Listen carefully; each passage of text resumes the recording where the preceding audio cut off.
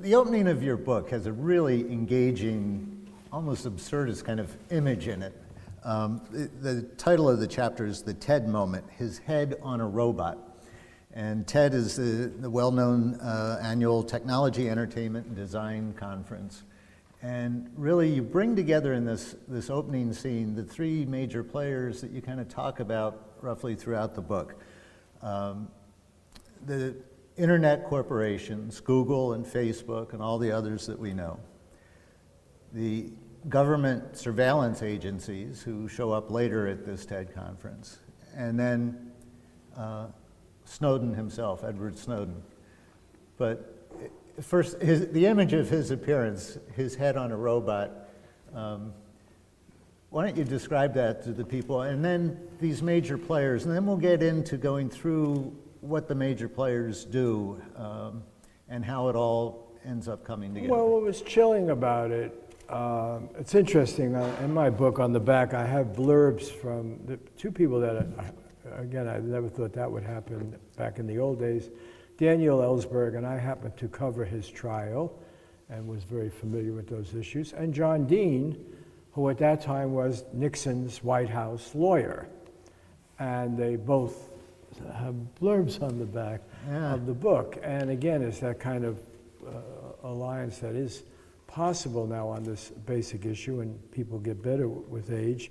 But I think back, if I could give you just a nut of the book from my point of view. Yeah. I have dealt with questions of national security, foreign policy all my life, and I've dealt with the question of individual freedom and restraints on government and so forth. And when I was editor of Ramparts, we became famous internationally because we exposed the role of the CIA in violating its charter and in infiltrating and manipulating cultural and student organizations and so forth. And it was a story that had not been covered, and it became a very big story, and along with a lot of other stories about COINTELPRO and so forth, we ended up having the church committee hearings and legislation and so forth, and good things came out of it. It was also, when I was at Ramparts, I was very familiar with the effort to destroy Martin Luther King, which is described in the movie Selma. And people forget King was a provocative figure.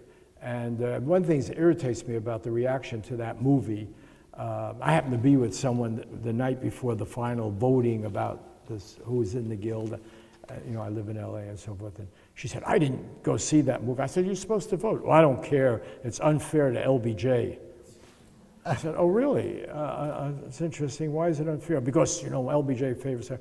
I said, yeah, but if LBJ cared at all about the greatest political witness we've had in our history, Martin Luther King, he could have told his head of the FBI not to destroy the man. LBJ knew what was going on. He knew it when he was in the Kennedy administration. He knew that Hoover was out of control. He knew he was out to destroy him. But the reason I bring up that is, and when I was editor at Ramparts, we published King's speech at Riverside Church that the New York Times not only didn't publish, but attacked him editorially. So, you know, everybody forgets Martin Luther King, now this statue, was somebody who died trying to work with garbage collectors in Memphis, and felt that for civil rights to be meaningful, you had to deal with the issue of poverty, had to deal with the issue of war and peace. He called his own government the major purveyor of violence in the world today in that speech. And so he was very controversial.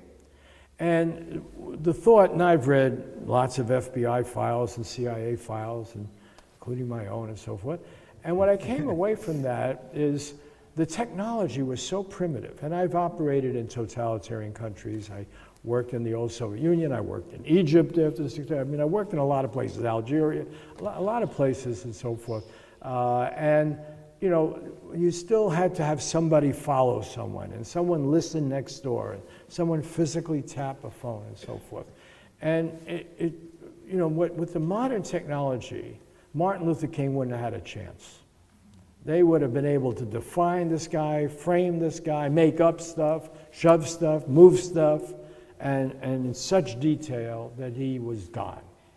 And so what has happened is because of the power of surveillance, the supercomputers, the ability to get all this huge haystack, and at the same time, the ability of the private sector to convince people to voluntarily give up this information. So today, I don't want to be a hypocrite and absolve myself, but I've given Apple and God knows who else my thumbprint, I think 100 times today. It's really quite amazing. If you had any totalitarian government ever in history that had said, before you buy that book, give us your thumbprint. And then we'll know exactly how far you read in that book. And then we'll know what email you sent after reading that page. And then who you had dinner with, and what the conversation was, and et cetera, et cetera, et cetera, et cetera.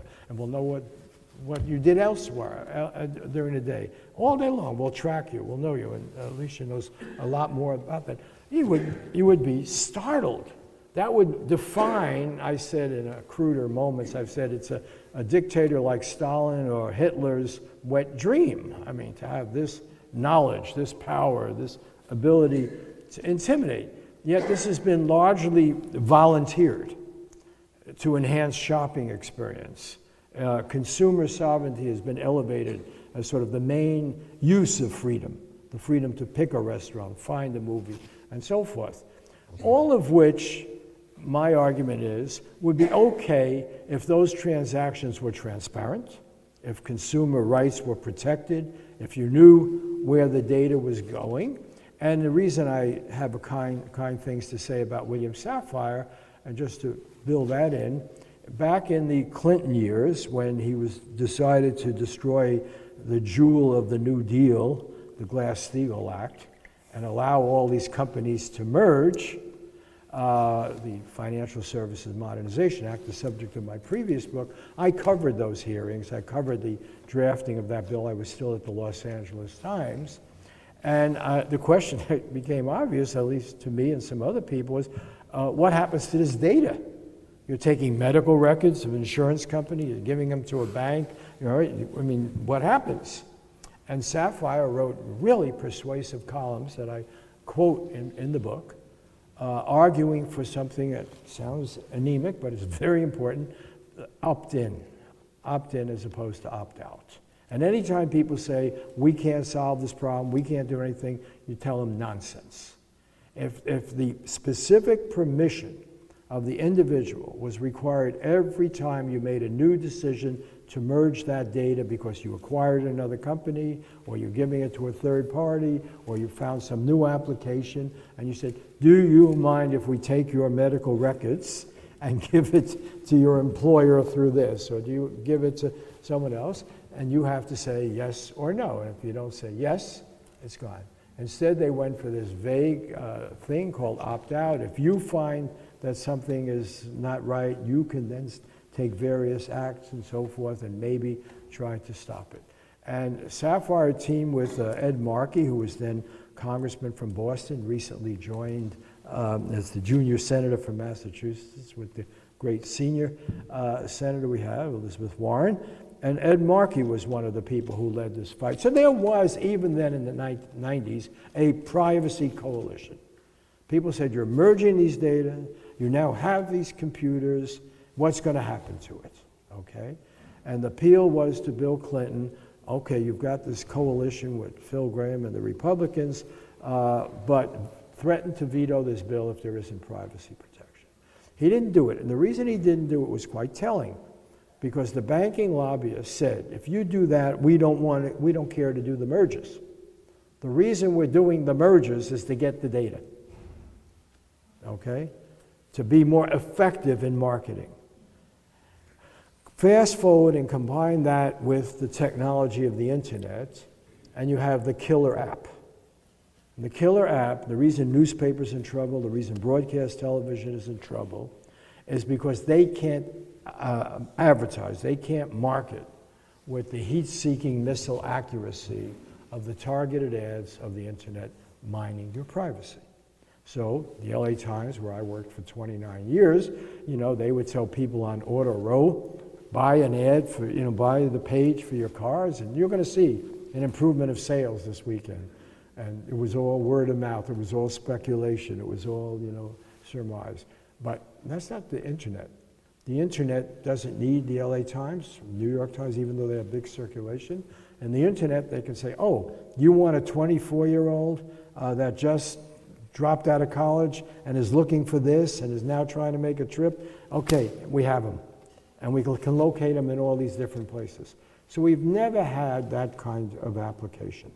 Most of the money made on the internet, the thing that underwrites the growth of this industry, the reason it can't just be turned off, is from targeted advertising.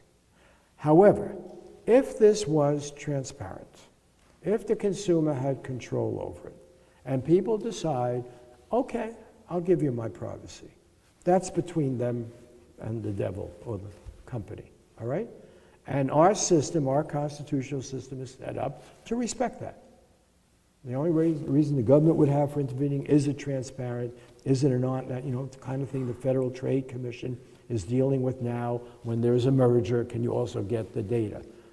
Okay, but if that was in the private sector, which is what most people think it is, that would be, okay, fair, and we could live with it, perhaps. What Edward Snowden did for us, there were others, but what Edward Snowden did with such a massive dump, and it had to be massive, was to show there is no private sector. That in fact, our government has the power and the audacity to just cut into fiber optic cables, to do backdoor searches, to demand and get this data, all of it, this data, right? And has the power to compel these companies, even when they want to tell us the truth of the matter. Facebook wanted to tell, in a number of cases, they had to go to court, wanted to tell their customers what's happening. Google, it turns out, wanted to tell WikiLeaks some of what was happening. We just learned that quite recently. They're under penalty of law, can't do that, prevented from doing that. What that sets up, and this is, I'll end with this, the theme of my book and why I'm accused of being too kind to Google, is it sets up a contradiction. The contradiction is the business model we have that is so successful, that is underwriting the expansion of Stanford and this whole community, is the model of a multinational corporation doing multinational marketing. It's an incredibly powerful model. It is the new world economy, and some aspects of our business model, particularly the information people, are very good at it, okay? And we're competing very effectively. But if those companies are under the thumb of a nation state, they lose their ability to compete, all right? Because what they have to do is to be able to tell people throughout the world, we may be based in Palo Alto, but we are a multinational company that cares about you, your privacy, respects you, whether you're in Saudi Arabia or you're China or you're in Ireland, and we will not betray your confidence. And that's why you shouldn't go with the Chinese company or the European company, okay? And so what has happened since Snowden is the basic business model of this whole information marketing age has been, is in danger of being subverted.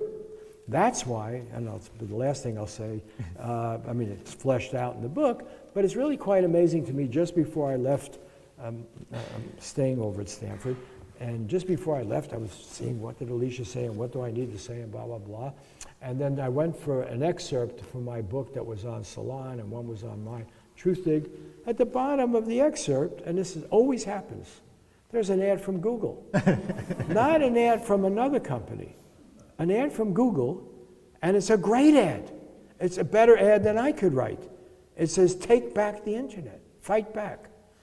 And it asks you to, when you go to this page, join 3 million people who've already said they don't want the national security state to interfere in this activity. And it's the same message that you're getting from WikiLeaks now, you're getting from Facebook. They're saying this destroys one of the most promising, I would argue, the most promising extension of democracy we've ever had. That on the one hand, the internet, and I'm not a Luddite, I love it, that's why I have an internet magazine. where you're threatening something that allows people all over the world to communicate. You don't need Esperanto. You don't have to learn other languages. It's instantly translated. You don't have to, read newspapers from all over the world and so forth. And on the other hand, and it was somebody in your office that I quoted who said this, it also contains the seeds of extreme totalitarian regimentation. We can know everything about with people, we can manipulate, we can control, and the result of that is self-censorship and the total loss of freedom. So. Let's get Aleecia in here. So tell me, let's start with that example that Bob just gave. He's reading an excerpt from his book about internet privacy, and here's a Google ad that pops up at a good Google ad. A good Google ad about internet privacy. Obviously, that ad got the context of what he was reading. How does all this work? What are they collecting? What are they doing with it? I know in the book, Bob said you drew a diagram that ended up looking like an octopus fight or something. But see if you can just do it verbally for us. So I'm going to assume that there are at least some people here who don't understand the technical details. At least one, okay. So I'm gonna start very basic, and then we'll start to build up the complexity, and then I'll bail out and say for more information, read the book, right? But let's start very basic. So back when the web was new, there weren't ads. In fact, before the web, on the internet, commerce was not allowed. And the internet was a thriving place, right? We had Usenet, it was fantastic, but it was a hobbyist place. Kind of by definition. There was no money to be directly exchanged. So the internet can survive even without ads at all, but a much smaller, poorer internet than the one that we have today. The web came along, that was very interesting. Ads came along, and the first ones were the AT&T ads, right? And some of the earlier ads along those lines. The thing was to then get a standardized box, right? So that if I have an ad from AT&T and you have an ad from a CD company, they can both fit in the same place on the page, right? So that was, one of the first big things, is to all agree on what the size would be. And those ads would just show up, right? They'd show up in Wired, they'd be random ads, kind of like billboards are on a highway. Okay, that's, 1.0. So from there, well, wouldn't it be more interesting if the ads matched what people are interested in? What if we make them linked to the content on the page, right? So that's one way to do what's called contextual advertising. So with a program, you go through and you look at all of the different keywords on that page, and it has something to do with privacy. Okay, we're going to show an ad that's interesting to people who are interested in privacy. So that can be done in a way that actually is very privacy protecting. You don't need to know anything about the person. You need to know about the website they're visiting. That's all you need, right? So that worked for a long time too. Then the evolution started into, okay, well, rather than having something that's like a magazine, where I know the magazine's subscription base and I know, the demographics of the people who come to the magazine, we'll just translate that online. Okay. Let's instead know something very personal and particularized about the individual coming to this page. And that's the value that Bob alludes to that makes internet advertising fundamentally different from what had been seen before. So to do that, it makes sense to build a profile of interests for the person who's coming to the page. Well, how does that happen? So here's where we start to get to the octopus fight, which is a great phrase, right? But just sort of the spaghetti. So imagine that you have a web page for the LA Times, and you have this box, this standardized size box for an ad. There's a real-time auction that happens before the ad loads for you to determine which ad to show.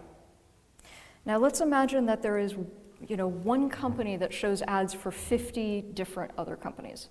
And that one company is able to know that you're at the LA Times and what you are reading on the LA Times website and what your interest is. And also know that yesterday you were at the New York Times, and know that the day before that you were on a completely different website, and over time start to build up what are the things that you're interested in. Now, as it turns out, there's not just one company, there are many, right? Here's where we start to get into the complexity. But just go with that idea of one for a moment to simplify. So every place you go that that company is, they can set what's called a cookie. You've probably heard of these. Cookies are small files that are on your hard drive. You can delete them. You can block them from being set. You have tools at your disposal. And basically what gets put in them is just a unique ID, right? So what's the big deal about a unique ID? It can identify you again. So let's say you have a social security number and that's your unique ID. What you will hear a lot of, and this has been going on for years, you will hear a lot of companies saying, everything with advertising is anonymous. Now, when most humans hear anonymous, they think, well, they know nothing about me and it's not personal to me. When companies say that, what they mean is, we know where you live, what you paid for your house, what car you drive, the last time you put gas in the car, your phone number, we just don't have your name on it, right? It is the Latin, literally, without name. That is what they mean by anonymous. So when you hear CEOs get up and say, it's okay, everything we do is anonymous, you're not necessarily getting a story that tells you what's going on. You need to push beyond that. So that's the very simplified version of how this works. There are all sorts of additional technologies, there's all sorts of additional complication, but that's the basic idea, that there's this little bit of tracking that every time you go to a website, oh, it's you again. Hi, good to see you again. You're number 123. That's how it works. It's really pretty basic. Now, the interesting thing to all of this is that you could flip a lot of this around, and instead of tracking the humans, you could track the ads. Right? Because even when you do contextual ads that are much more privacy sensitive in some ways, right, you still need lots of billing information. Who did I show this ad to? How many ad impressions are there? And so you want to know uniquely how many people saw it, not just how many total impressions, but how many unique people. You can flip that around, and instead of having it be, you, sir, are number 123 forevermore, instead it could be, this ad for a Fiat 500, that is ad number 123. And we'll track the ad rather than the person. And there's some very nice work that's been done on this. You mentioned Ed Felton and Jonathan Mayer in the book. They're doing great work. There all are some really good alternatives to the system that we're in today, but it costs money to re-engineer it. And right now there's no pressure on companies to re-engineer it. So we are not in a world that is somehow inevitable. We are not in a world that is somehow final. I think ads for free stuff are a pretty good deal, and from the research I've done, most people agree with that. But the idea of ads plus invisible data being used in ways that, by the way, the companies don't understand either, to get to some of your later question of what is collected and how is it used, the companies have no idea. The data's flying around between all these third parties. If you ask them, where did my data go? You'd have a better shot asking American Airlines where your bag went when they lost it, right? I mean, the companies sell it to the next company, sells it to the next company. They have no idea. It gets combined, it gets remashed. There are companies that have, as an entire business model, this concept of data append, which is two different companies know you with two different numbers. You are ABC to one company and 123 to another company. Let's put those together, and now we can cross-reference the data that's been seen across those companies, right? There's an entire industry of that. About 8 years ago, pizza companies started selling cell phone data. Why? Because a lot of people had their cell phones unlisted. And marketers use cell phone numbers, or phone numbers in general, as unique identifiers. And pizza companies had the name, address, and phone number. And so particularly for unlisted phone numbers, they would get paid a bounty, right? This has been going on for a long time, and the online and the offline worlds have merged to a degree that is not apparent. The data collection is invisible, the data flows are invisible, and there is literally no one who can tell you what is going on with that data. Wow. Can I just, yeah. Okay, so this is where our worlds meet. I'm very dependent upon Aleecia and others to explain the commercial model. My concern is the political implication. So let me give you a couple of assumptions that I make that I think have turned out. One is, I come from the point of view of a journalist. And my view is that I can't think of an instance in my long career where secrecy was warranted. And by that I mean where you really would have made the country safer, that it made the country safer. And there may be lots of examples. We would have to argue, because after all, what the founders of our country said was not that dictatorships are never efficient. They said in the long term they're not, right? This was the whole assumption. Everybody forgets. They said the whole thing changed after 9/11. So everybody says, well, that was before 9/11. After 9/11, you know, we had to think about these things differently. And the assumption of that is that the people who gave us these protections of the Fourth Amendment and the First Amendment did not face a risk of the consequence of 9/11.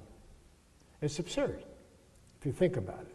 We are, and were at the time of 9/11, the most powerful country ever imagined, economically, politically, militarily, no question, okay? The founders who gave us this protection were fighting the most powerful country in the world, and they had others that wanted to take the place of England, Spain, France, and so forth. And they were a rabble. They were, you know, and they fully expected to lose, even in their own ranks. 1/3 of, you know, I guess the General Convention is 1/3 were very much for the revolution, 1/3 were against it, 1/3 were indifferent, whatever the numbers.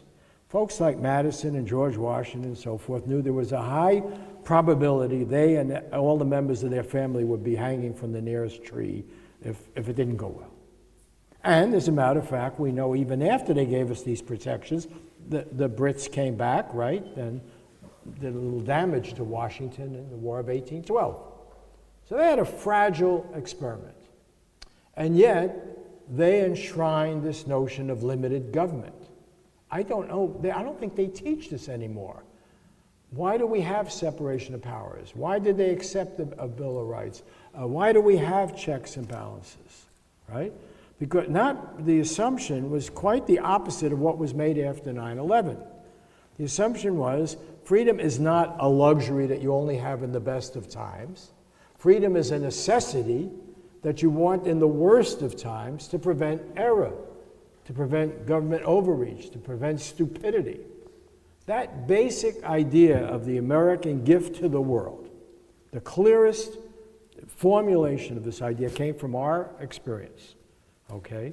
That you need, you know, power corrupts, absolute power corrupts absolutely, and the sovereignty of the individual. And I use the sovereignty of the individual rather than the word privacy, because the framers did not use the word privacy.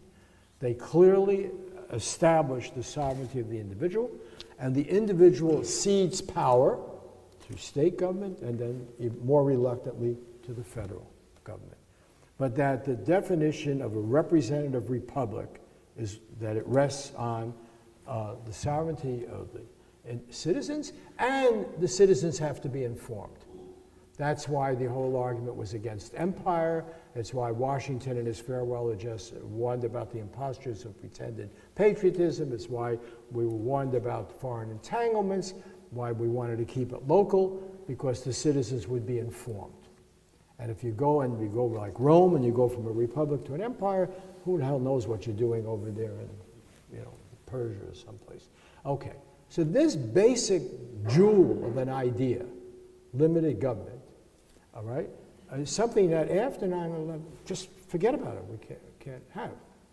And what offends me as a journalist, number one, is that I've been around the world. So I interviewed Fidel Castro the night the Russians went into Czechoslovakia, okay?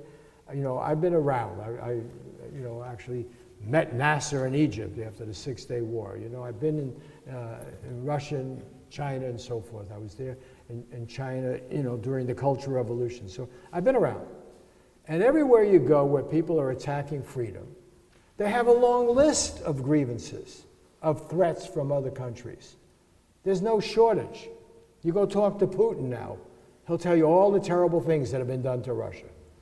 all of the ways they've undermined it, all blah, blah, blah. Everywhere you go in the world, you know. If you went to Germany after the war, which I did, because I happen to have German relatives as well as Jewish relatives, and I wanted to know why one half of my family tried and committed genocide and killed all my relatives in Lithuania, and oh, you don't know how hard life was between the First and Second World War. You don't know what the banks did to us. You don't know what happened to the market.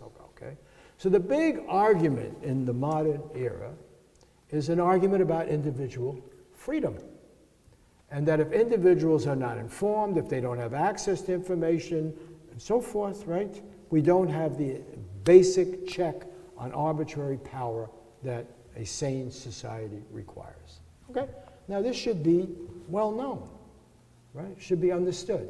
Yet we have a constitutional law professor president who has a bully pulpit and has not told us this. Here is a person wonderfully positioned to defend whistleblowers.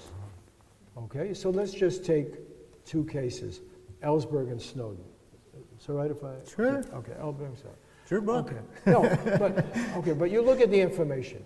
What did Daniel Ellsberg reveal? To this day, no one has shown a piece of information that he revealed. First of all, he didn't make the decision. He did the same thing Snowden did. Ellsberg, yes, he kept some back, and then he turned it over to first the New York Times. First he tried to turn it over to senators, you know, and Mike Gravel did, some Fulbright wouldn't. Then he turned it over to the New York Times and the Washington Post when the New York Times was blocked by a court order, okay? Now, the Pentagon Papers was information that showed the whole war in Vietnam was a hoax. Let me just put it simply. The whole assumption of the Vietnam War, you know, that we had to fight international communists and blah, blah, you know, was nonsense. It was laid out very clearly in the Pentagon Papers. And in fact, when we lost in that war in the most ignominious defeat, quite the opposite of what was predicted happened, but you would have known it if you read the Pentagon Papers. And what happened was, instead of an international communist movement strengthened by this victory invading us in San Diego, right, that was the domino effect, the opposite happened. Communist Vietnam and Communist China went to war, okay? And they're still at war in San Diego, but over Walmart shelf space and Costco shelf space, okay? And they were fighting over islands that have maybe some oil. So when you look at the information that Ellsberg revealed, it was not only information that wouldn't harm us, it was information that we absolutely had to have. It was a history done to make sense of our policy. It's like the information that was denied to us about the weapons of mass destruction in Iraq, or Saddam Hussein's relation to Al-Qaeda, which was hostility in the extreme, right? It was information we needed. So the whole point of the use of classification to deny that, if you look at the Snowden information, what was revealed, right? And Obama says, oh, we were having a debate about that. Nonsense. The debate that we're having is precisely because Snowden made it irrefutable, okay? And yet this president, knowing this, has cracked down on people like Snowden and Ellsberg more than all the other presidents combined. So I want to put that out there. I want to give one little example. And as I say, I still don't know. I'm sure there are examples. I don't know of one documented example where the haystack, that's the issue here. Do you need this haystack to get the few bad needles? That's the reason, okay? The president came up with only one. His own commissions, this is all documented in my book, but his own White House commission, everything else, they have not come up with any. Okay, and as I said before, even if you come up with some, the ends don't justify the means, and you don't throw away democracy just because you can be more efficient using these. But the only case he came up with was the 19th hijacker in San Diego, Mindar, who was living at an FBI informant's house. The FBI had him on their screen, the CIA had him on the screen, and the problem was they didn't talk to each other. And then they had this phony thing, who was he calling at some house in Yemen? And they had a full ability to get that without getting all the information from the rest of us, okay? And if you take two of the most prominent cases, the Boston Marathon bombing and the Charlie Hebdo massacre, In both instances, you had known people, right, upset about Chechnya and Boston Marathon, known to the police, and in Charlie Hebdo case, one had already served time. Okay? All you needed was old-fashioned police work, a half-sober cop, drive out there, what's happening, talk to the neighbors. You don't need to gather all the information. So the argument has basically been false. I want to give one example from a journalistic experience. The norm in journalism, the New York Times had a pretty good article on this last week, but every journalist who's covered national security war knows this, okay? The norm is that 95 or 98% of the information you get that's classified is deliberately leaked by people in the government to support the government's case. That's why Judy Miller had this. Quite often it's false or it's cooked or so forth. The only time the government cracks down is when that information is embarrassing to the government or the case is made. And I'll give you one little example that I happen to be reminded of today because I'm here, I'm staying in Stanford. I was on a plane, I believe this was 1984. Ronald Reagan was all excited about Star Wars, okay? Because Edward Teller had convinced him that, I think I've said this before, but I'll say it again because it's so startling to me. Edward Teller had convinced him that we actually had the ability to harness the power of a nuclear explosion to do lasers and have a Buck Rogers weapon in space that could zap every incoming missile. It was the ultimate weapon, okay? And that this was going to work. Now, I was on a plane. It was used to be PSA, now Southwest. I get off the plane. Edward Teller's on the same plane. I liked Edward Teller. I had interviewed him. He spoke at UCI where I was teaching. You know, I pride myself on getting along with people even when I disagree with them. And it was, where are you going? I said, oh, I'm going up to Stanford, the Galvez house, Sid Drell's place up there. I'm in this arms control group. Condoleezza Rice was in the group. Other people would discuss arms control. He said, oh, make sure Sid tells you about the great results we had on the cottage test. Now, that was, if it were true, or even if it's not true, that was the biggest secret that this government had, not only at that time, but probably in the whole post-war period. Because, first of all, you weren't even supposed to know the cottage test. These tests were named after cheeses, okay? And you weren't supposed to know it had anything to do, you know, with the X-ray laser or anything else. It was a big, big secret, you know, the test. You certainly weren't supposed to know that they developed the ultimate weapon, right? An infinite number of lasers you could set out and destroy everything. You could have a first strike behind it, just change the whole balance of power, blah, blah. You certainly weren't supposed to know that. But he had enough confidence, enough, you know, security, blah, blah, blah, that he could do this routinely. He wasn't the only one that he talked to about that. That's why there was this bubble of optimism. I come up here, I didn't realize Galvez House is named after the street, Galvez Street, or one or the other way, but today I noticed it. I get up there and Sid Drell says, you know, I asked him, I said, hey, I ran into Edward Teller. He told me that this cottage test was really successful. He turned white, you know, I'm not going to talk about that, blah, blah, you know, the whole thing. I offered that, and it turned out, by the way, we didn't learn this until quite a bit later, that the explosion had distorted the findings of the instrument, and they didn't get the lasing.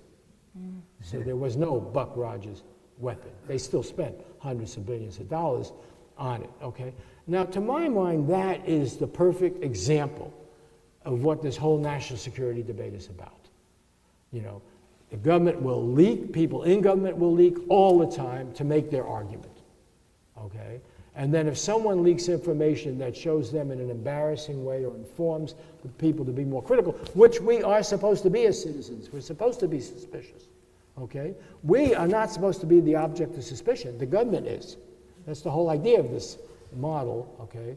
Then they crack down. So the first person who gets convicted for anything to do with torture is the one who tells us the truth about torture, the CIA person who was upset about it. You can go right down the list. To my mind, that we should not get sidetracked from the real issue here, which is the content of our political democracy. That's really what is at stake. And that if you have a society in which government can use secrecy to this degree, and okay, let me bring up my favorite one, and I'll stop on this, okay? But today I visited I didn't visit, I went outside the office of Palantir, okay? Now, when I did, as I said before, when I did Ramparts, we exposed the NSA doing blah, blah, blah with somebody. Nothing compared to In-Q-Tel, a company set up by the CIA as a venture capital company, has invested in hundreds of companies here in Silicon Valley.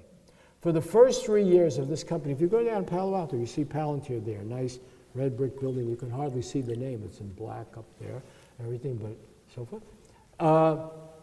For the first 3 years of that company's existence, they were started by three people came from PayPal and so forth. CIA put some seed money into it, but the main thing was, for the first 3 years of their operation, the CIA was their only client. And they had access to the CIA's data about us, about everybody. And they could refine their data mining system, right? And they do this. This nice company, they have a nice coffee shop down the end of the building and everything, you know, your local spy industry and everything. And the CIA, which is not supposed to be involved in our domestic life, has developed this. And Palantir now mints billionaires, incredibly successful. They do the data mining for all the national intelligence agencies, all of them. And not only that, we've now, through leaks of documents, TechCrunch and others, we discover, police departments, the New Orleans Police Department, the Los Angeles Police Department. These people are sitting on top of this data, people all over the world. They're not accountable to anyone. They're privately held. There's no, government elected officials or anything observing them. And they were caught in something that I discussed in the book, in a deal with two other very similar companies at the behest of a couple of banks to go after WikiLeaks, to go after Glenn Greenwald. A total assault on the whole idea of democracy, of individual sovereignty.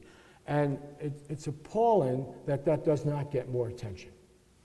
That, to my mind, is the bottom line of my story, okay?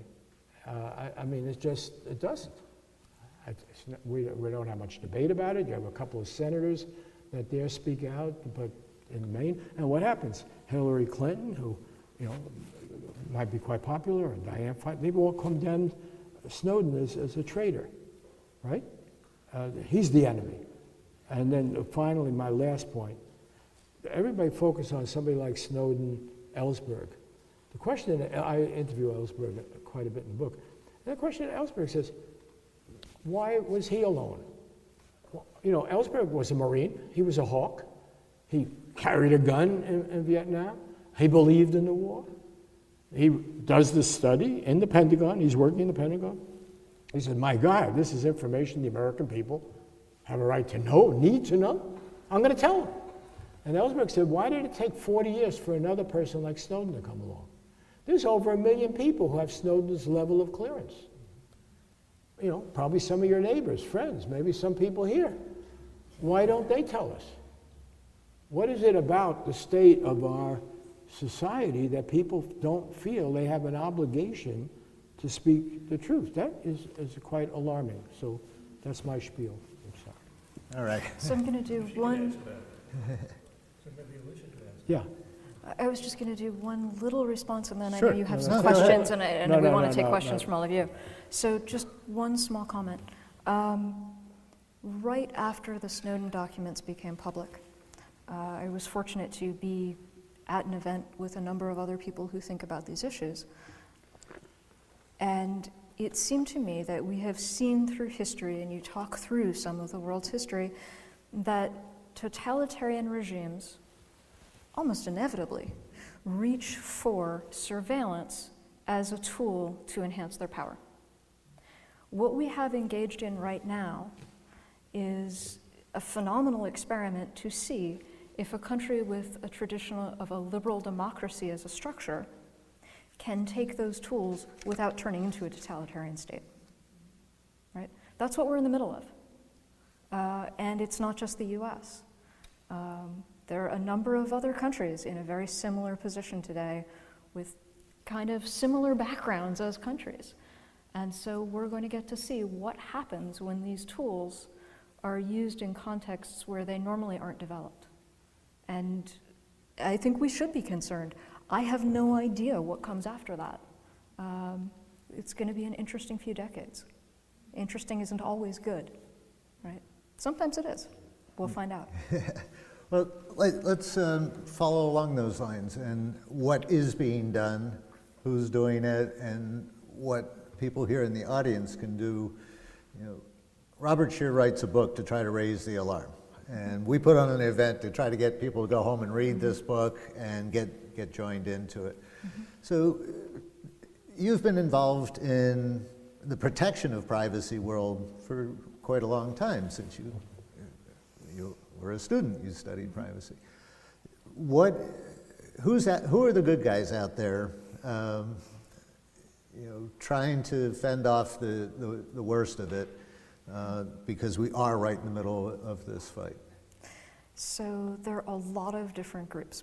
I spent my past 10 years as an academic more studying than in advocacy role. But there are some groups that truly do advocacy and do very nice work. You mentioned the Electronic Frontier Foundation in particular. They're in our backyard. They're in San Francisco. They come from, originally, the ACLU. So the ACLU is today also doing some good work on technology issues. Initially, they kind of saw that maybe this wasn't their forte, but as technology has pervaded all of the other constitutional rights, they've been dragged in, and in fact, we're involved in having Mr. Snowden speak. So ACLU, EFF, the Center for Democracy and Technology split off from the EFF. They remained in DC. EFF came back here. CDT works more with the government and companies to try to find collaborative solutions. EFF is more, you know, kind of, let me get right into your face. These are two very different styles. Each one can be highly effective. I think each group is more effective because the other one exists. Right? We can go back to Malcolm X and Dr. Martin Luther King, right? Really helps to have both going at the same time.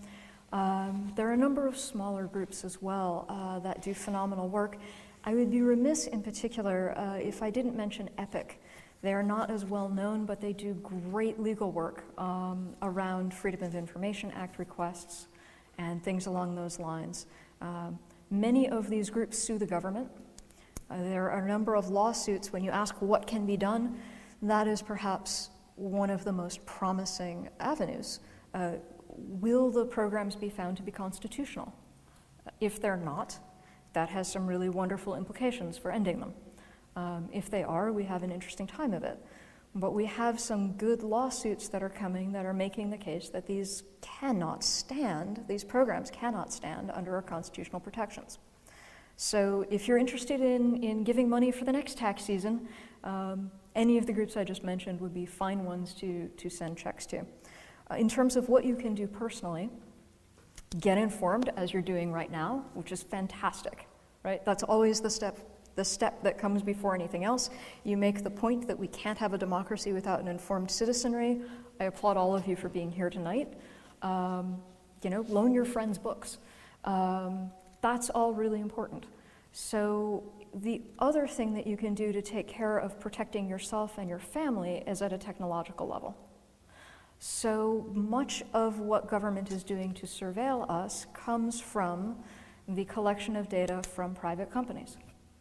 And we still have many tools to at least limit, not completely stop, but limit some of that data collection. If the data isn't collected, it can't be reused, it can't be resold. I really hate making this recommendation, and 3 years ago I would not have, but one of the best things you can do is install an ad blocker. Much of the tracking online in your web browser comes from ads. And I hate that that's the reality. I want ads to be successful as a model. I just want more respect for privacy. But I am so sorry. What I was saying was that right now, most of the data collection online is coming from ads. And so if you install an ad blocker in your web browser, you will reclaim much of that privacy. I don't like that reality, but it is reality. So some of the things you can look for specifically, for plugins. Disconnect has a very nice one.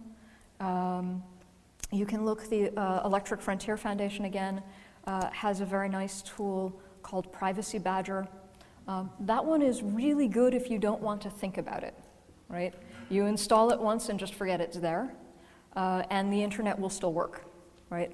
A lot of the more advanced and complicated ad blockers, you kind of need to fiddle with. Like, yes, I want to block the tracking, but I want to see the video that I was here to see, right? So what do? So AdBlock Plus is one of the commercial ones. Another problem is that some of the commercial ad blockers start to block the ads but not the tracking.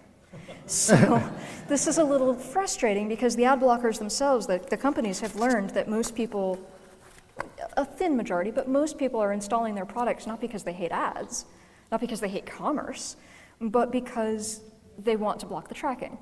But there's been so much pressure on these companies to let the tracking through that you need to kind of go through the settings. So I would start with EFF's Privacy Badger and Disconnect, and AdBlock Plus is certainly tried and true, but pay attention to the settings, and there are others too. If you search for those 3, you'll find 12 more in no time. Many of them are quite good. It won't get you a 100% solution, but that's okay, right? Even getting a 75% solution is better than where we are now. You can also change the settings in your browser.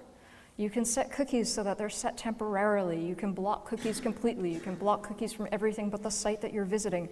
These are all free. They don't require anything else that you install or download. You don't have to trust any other company that they're not, surreptitiously spying on you while trying to keep your privacy safe, any of that.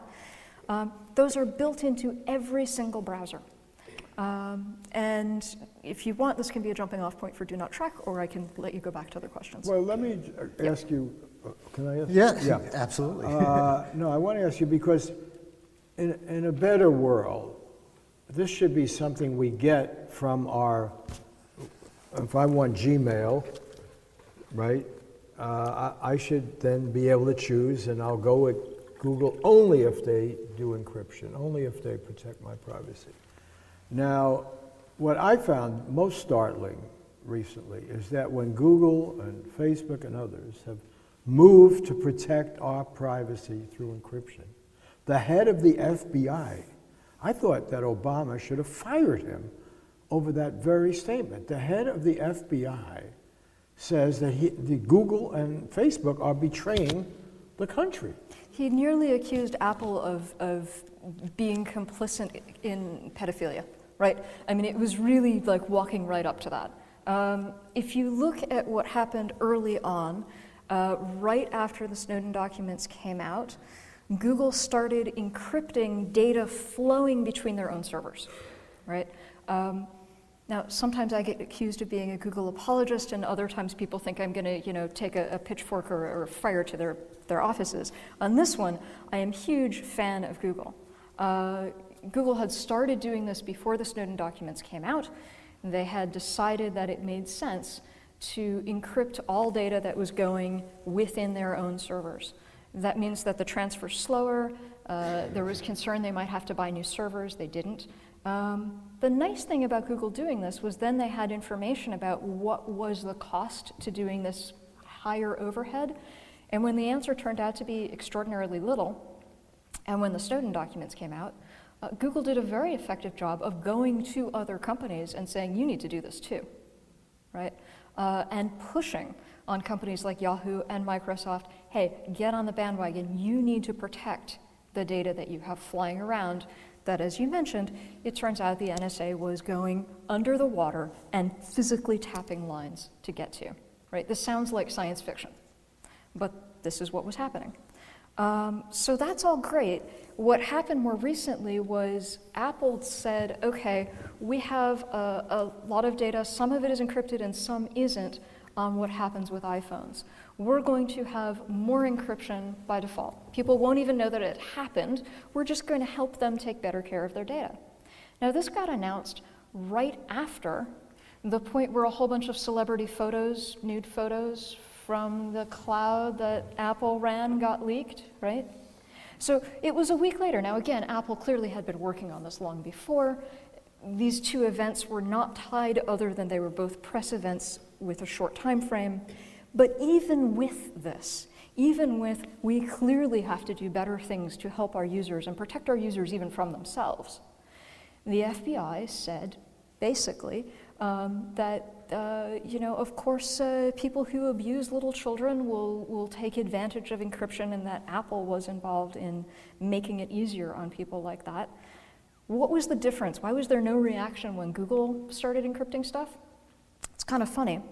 It's because right after the Snowden documents came out, there was not yet anybody on the NSA side doing PR who had clearance. So the entire news cycle went by and they hadn't hired anybody yet, right? And so that's how some of the early things that happened didn't get a huge pushback in the press. I think if they'd been able to, there would have been. But this time the head of the FBI was cleared to take pot shots at Apple. I think it is tremendously to Apple's credit that their response was basically to yawn.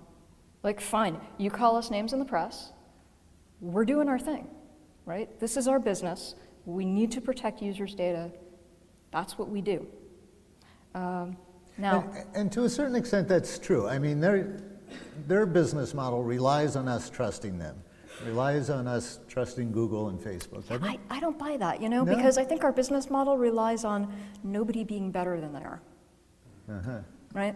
If we have the lowest common denominator all being the same and we don't trust anybody, where do we go to? Because the alternative is to disengage from that world. And what does that mean? That means you don't find your next job. It means you don't stay in touch with your distant family members. And the real killer app, grandchildren, right? I mean, I'm serious. You tell a grandparent, for the good of democracy, you should stop seeing videos of your grandchildren. Yeah, good luck with that argument, right? If there's no alternative to go to that's better, or if there's no alternative to go to that's understood to be better, what are you going to do? Well, there's an analogy with polluted air, you know. I mean, you have to breathe. Yeah. And if the society doesn't make sure you have clean air, you're still not going to stop breathing. Right. Right? And you're going to get illness and so forth. So there's a societal obligation to have clean air. And that's, the internet has become this ether or whatever, yes, that we communicate with. And you're not going to do away with that. So that's why there's a societal, that's why we favor, at least I do, net neutrality. That's why we want to, you know. I'll tell you, I'm going to give you 2 points of optimism because it's getting a little depressing here. And by the way, even though we're kind to Google tonight and Apple and so forth, they didn't tell us all this before Snowden. So let's not lose sight that without the whistleblowers, we'd be in the dark. And, you know, and how much different companies knew is still up for grabs. We don't know that. And there are certainly things that Google and Apple and other companies do that I am extraordinarily frustrated with. Right. And we've discussed this in your office, but the fact of the matter is that the Snowden revelations, the PRISM program, and everything else that we've learned about top Google executives being, you know, the military industrial, the military intelligence complex is far more intimate than the military-industrial complex ever was. And it's interesting, if you go back and read Eisenhower's speech, he actually warned about this too. It wasn't something he was indifferent, but I want to have a couple of bright spots here. I do think one bright spot is there's pushback internationally. The European Union is pushed back. All these other governments. I mean, you can't tap into Angela Merkel's phone without alarming the German population, okay? And this, or the leader of Brazil, or what have you. So there's now a worldwide recognition that these companies are not so pure, and they have to clean up their act. There's also, and maybe we disagree, but we haven't talked about it, but I found there is one. Here I've celebrated Republicans tonight a lot, but you know there was one surprising victory of the Roberts Court last June, and the cell phone case. And it went to the heart of the argument. The argument had been, oh, it's modern technology, live with it, all right? And you even got that, you got that from Zuckerberg, you got that from, you know, Eric Schmidt, you got this from all these people. Interesting thing, if you go around here, didn't you say someone's house is here? And yeah, so, if you go out the front door and walk around the corner that way, in half a block you'll come to Larry Page's house. If you go out this hall and turn left and go around the corner the other way, you'll come to Steve Jobs' house. Okay, so we know that anybody working on Zuckerberg's house on 21st and Dolores in San Francisco now has to sign a non-disclosure agreement, even if they're sweeping up in the yard or something. And so it turns out these folks who tell us, don't do anything that you have to hide and then you'll have no problem and privacy is over, get over it. No, they want a great deal of privacy. They'll even buy up the whole neighborhood to get privacy. So there is clearly a double standard. I think a pretty big one with Hillary Clinton. She can't control, she can't trust the State Department that she's Secretary of State. But I should trust that same State Department with my email. Right? I mean, this is unbelievable, you know, and so when you see that, oh, they want privacy, I should want it. And if you talk to anybody who's worked with any of these members, but the interesting thing was, is how the Supreme Court woke up. And again, you know, one good thing about this is you don't have to be an enlightened social reforming liberal to respect privacy, okay? This is supposed to be as American as apple pie. And the Roberts Court, which I go into quite a bit in my book, their decision on the cell phone case, smartphone case, was really interesting because it took on the main argument that said you can't have modern technology and have a Fourth Amendment. Mind you, the Fourth Amendment, we haven't discussed this really, was, well, I was going to try to. I'm sorry. But in Roberts' decision, the unanimous decision, I mean it was supported unanimously, Roberts begins by saying, these cell phones, okay, smartphones, he finally figured out how conversant he is, but he said, they have more data than was ever in any house, okay? It's everything, your diaries, your medical records, your everything is on this phone. And you're arrested, and the phone is on the person. You're brought in. The police, or no agency really, they said, has the right to crack your password and get that information. That is, right, a general warrant. You know, and this idea of general warrant, he points out, was the spark that set off the American Revolution. The idea, going back to the Magna Carta, you know, affirmed throughout English common law, was that even the King of England did not have the right to enter the hut of the poorest peasant and rummage through their possessions to then make a case against them, all right? And so the King of England didn't have the right to do that in the colonies, trying to find people avoiding taxes or what have you. So that principle of the Fourth Amendment, usually I carry it around in my shirt, I left it back in my room, but it's very clear. And it says you have to have a specific reason, court order, right? You don't do a general warrant, which is exactly what the NSA, the FBI, and everybody's doing. It's the most blatant violation of what Robert says is the most sacred principle that kicked off, right, the American Revolution. You probably, maybe we should tell that story of Otis, and he was on trial, and John Adams was recording, and he said, with that moment, the American Revolution started, okay? So Chief Justice Roberts said that he took the argument and turned it upside down. He said, it's precisely, we don't neuter the Fourth Amendment because of technology and the power of technology and so forth. We have to broaden the application if we have a living Constitution, right? We have to expand, invigorate the Fourth Amendment beyond the home to your smartphone, right? Because the principle is the one of a general warrant, an invasion of your space. And I don't understand why more people don't get this. They say things like, don't have bad ideas. The whole point of freedom is the freedom to have what other people may think are bad ideas. to experiment. On the show I do, I have James Lowry, who's the editor of the National Review. He went to see 50 Shades of Grey, and he didn't like it. I said, I have you here. Because what happened is, all these people and all these intelligence agencies and everyone else knows you went to see 50 Shades of Grey. And they also know what you did in the next 48 hours.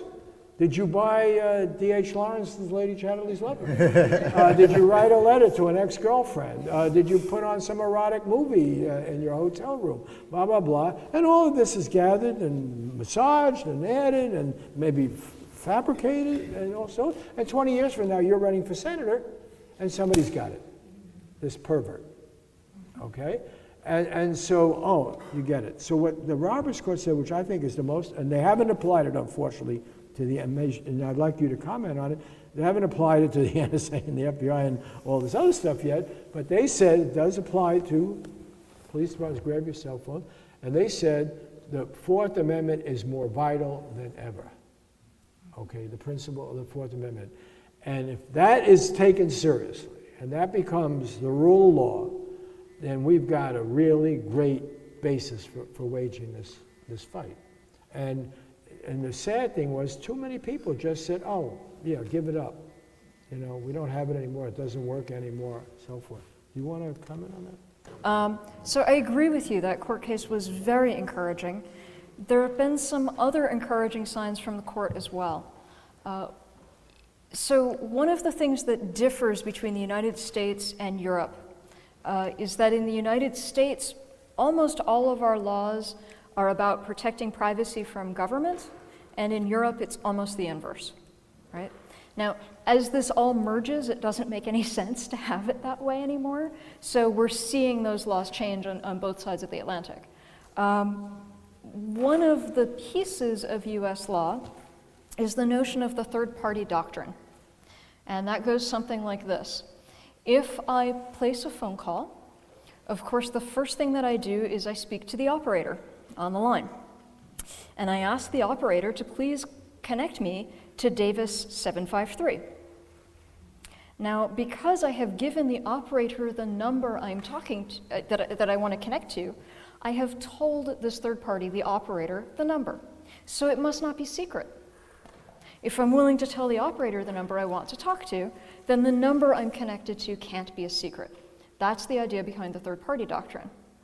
Now, if you translate all of that to the modern era, that's why we have this notion of metadata that's treated so differently, right?